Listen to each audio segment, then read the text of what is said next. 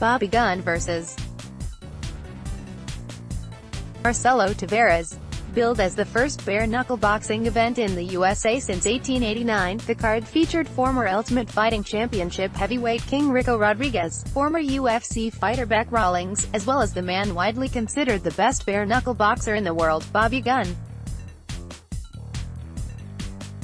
Rodriguez won his bout against Louis Rumsey by unanimous decision, while Joey Beltran decisioned his opponent Tony Lopez, and Rawlings TKO'd hers at 2 o'clock of round 2. By far the biggest disappointment of the night was Bobby Gunn's quick destruction of Irene Beato Costa, a bout that ended so quickly by way of a few body shots that many fans on Twitter believe the fight had to be fixed.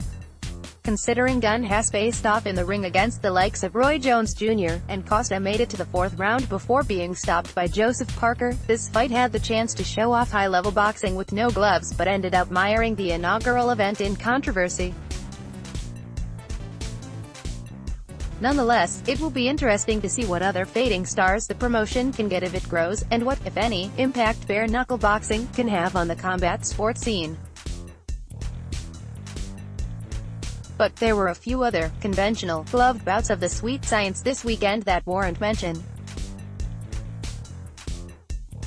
In Los Angeles' Belasco Theater, former 2008 American Olympian Javier "El Intocable" Molina returned from 2 years of inactivity to take a 79-73 decision from all 3 judges over Jesse Roman. The fight was his first at 140 and improved his overall professional record to 18-2. Interestingly, the same card also saw Joey Alday Jr. of Odessa, Texas, improve his record to 8-0 with a 4-round decision win over former UFC fighter Nam Phan, whose boxing record dropped to an atrocious 3-7-1. It was Boxing Hall of Fame weekend in Atlantic City, New Jersey, which brought former greats like Jones Jr., Marlon Starling, Evander Holyfield and Riddick Bowe, as well as 3 separate fight cards into town. In the welterweight division, Jaron Ennis beat Mike Arnaudes when Arnaudes's corner threw in the towel in the 2nd round. Ennis, the brother of former Gabriel Rosado Victor Derek Ennis, improved to 20-0 with 18 knockouts. In a bit of pre-fight trash talk, brash super middleweight Derek Webster previously told opponent Oscar Riojas that he didn't belong in the same ring as him. Was right, as he won a wide decision over the clearly outmatched Mexican challenger to improve his record to 26-1.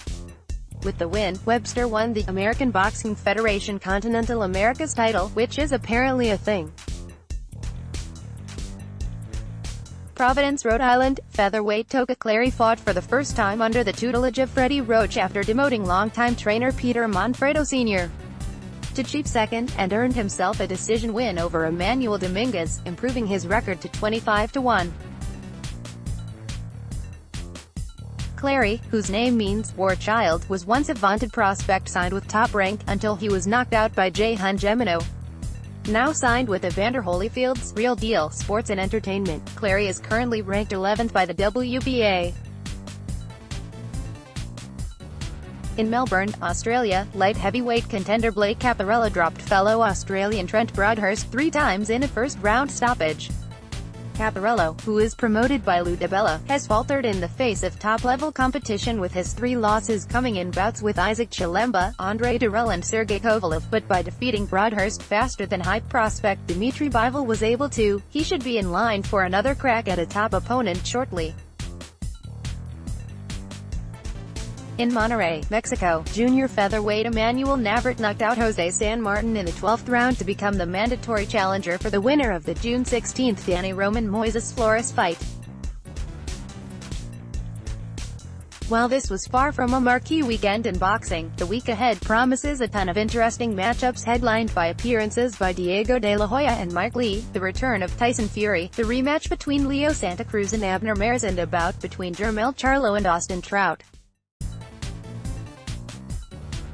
Most interestingly though will be the battle between recent Pucuayo conqueror Jeff Horn and the man many think will ultimately become the best fighter in the world, Omaha, Nebraska's Terrence "Bud" Crawford.